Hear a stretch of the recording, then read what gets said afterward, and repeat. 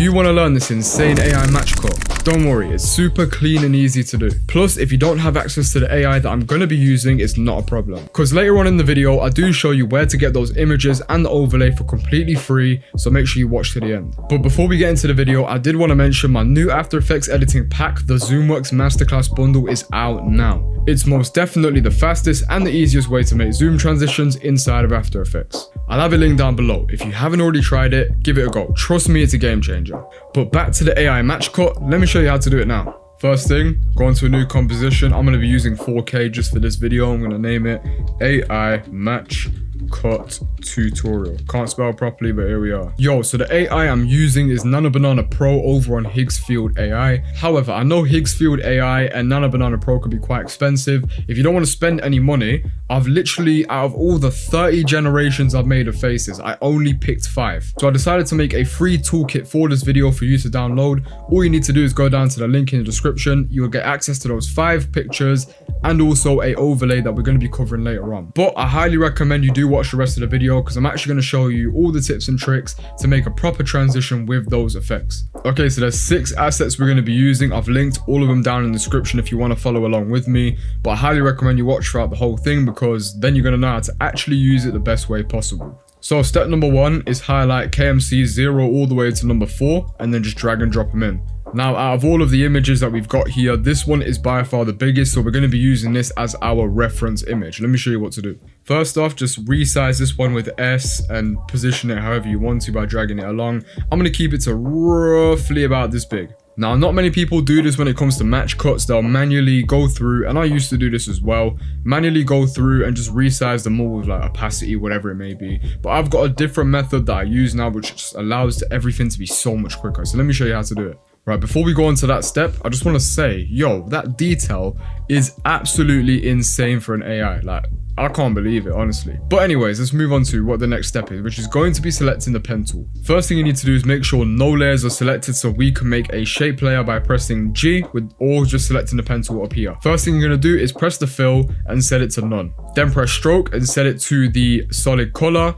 And then you can go into the stroke and just change whatever color and width, whatever you want it to be. This isn't mad important, but I'm just using it so I can make sure to get all of the eyes in the right place. But we're going to be getting rid of it anyway, so do whatever you feel is best. But yeah, I'm just roughly going around everywhere. It doesn't have to be perfect, but as long as you're getting like these edges here, that's the main thing. I'm going to do that for both eyes, innit? So the main focus is just making sure I get these edges here. That's the primary thing. But the top of the eyelid itself, you don't have to be as specific with. Because in real life, whenever I've done a match cut by taking pictures with people, it's never going to match up fully. But as long as you get the bottom of the eye itself, then you're all right. So that's the first step done. And to be honest with you lot, it doesn't look amazing, but it doesn't have to look amazing. That is not the function of it. What you need to do next is hide that layer and just simply resize and scale these images up until they all fit within those circles. Well, calling them circles is a stretch, but you know what I mean. And then also you can use R to do the rotation function if you really need to do any specific rotating. In my case, I'm okay though. One key thing is perfectionism doesn't really get you anywhere. This is okay. Like, even if you've got these little shadows or whatever they may be, it'll be fine. Trust me. Like, the motion blur we're going to be adding later is going to mask all of those fine little details anyway. So as long as they're roughly within your guideline circles, I don't know why I keep calling them circles, but as long as they're within your guidelines, you'll be calm. So I'm not going to waste time and just show you like the process for every single one because that's exactly what you need to do. So just repeat the step I just showed you over and over again until all of them are basically lined up. But just so you know, your main tools are S to enable scale, and then R to enable rotation, and P to enable the positioning, or you can just drag it with your mouse.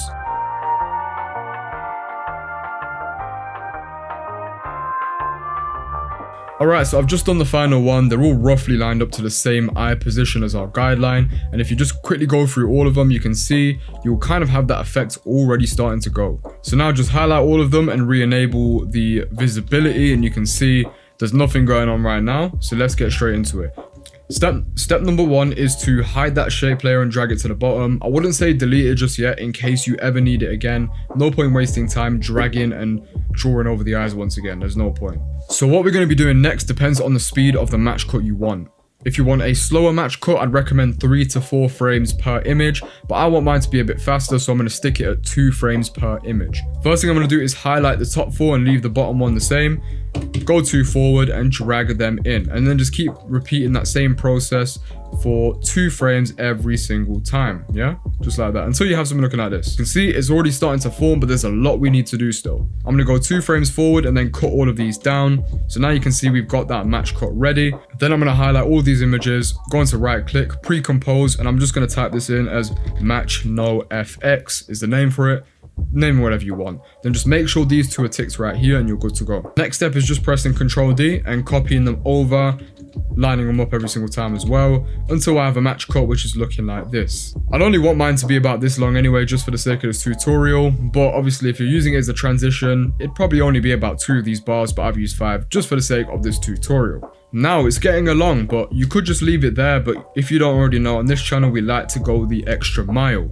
Let me show you the effects you can do to make this insane. First thing we're going to do is press Ctrl+Y to add in a new adjustment layer, and this is the first effect we're going to be adding. Now throughout the tutorial, effects wise, I may be using Sapphire, and don't worry, whether you have the plugins or not, I'm going to show you every alternative as well as these, so don't tell me I don't look after you. So first thing you're going to add in is a brightness and contrast stock to After Effects. Then just play around with these. Obviously if you're using the same pictures I provided in the link in the description, you can obviously just use the exact same settings as me. And I'm also going to add in a CC vignette as well. I'm going to add this above the brightness and contrast and drag it in, so essentially the eyes become the focus of this whole effect, right? That's the main reason for using a vignette. It just brings more focus into the eyes, and that's what I'm going for. So now we're looking pretty good. I'm also going to add in a new adjustment layer below this one and add in RSMB. This is really essential to this effect, guys. But if you don't have it, you can always use pixel motion blur. And as you can see, the pixel motion blur isn't really amazing. You can always fix this with the settings on there, but I'm not going to show it in this video. Now, if you don't have RSMB, the pixel motion blur can be an option, but to me, I don't really like the look of that. You can always play around with these though to fix it up a bit better. But I'm going to delete that and add in RSMB as I was saying. But being completely honest, like RSMB is easily one of my favorite plugins to use right now. And I mean, you can already see the difference. Look how smooth the match cut has become. Everything's blending into each other really, really nicely. So now onto the overlays and the final effects for this tutorial. The next thing I'm going to be adding in is a flicker effect from Sapphire. But if you don't have Sapphire, one thing you can do is go and type in exposure. Then let's put the exposure up to like, I don't know, 0.1-ish. Then once you've done that, press Alt on the stopwatch for exposure and then type in wiggle. You can use the same values as me if you want, but I'm going to type in 15 and 0.3. Now you see that hasn't really made much of a difference, so if I bump this up to like 1.5, it might act a bit better. And to me that is a lot better, but if you have access to Sapphire, it's just so much better because you can customize the flicker in so many different ways. But if you don't have it, that's definitely an option for you. But I'm going to go into my Sapphire flicker and set it to like a, I don't know, 0.5 maybe.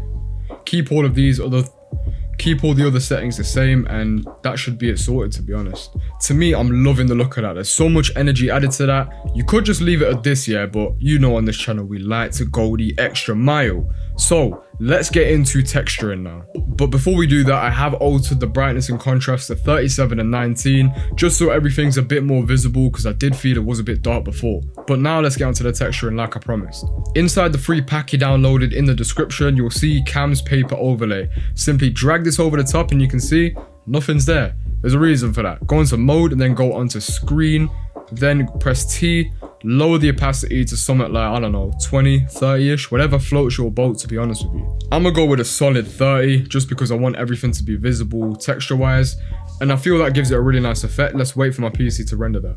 That is super cool, but I'm also gonna go back into the brightness and contrast once again, and then maybe even add a bit more contrast now, because I feel the texture did make it a little bit more gray, but that's why we have the brightness and contrast in the first place, so we can alter that. Right, so I'm happy with that. There's one more effect we do need to add though. Press Ctrl+Y for a new adjustment layer and type in noise.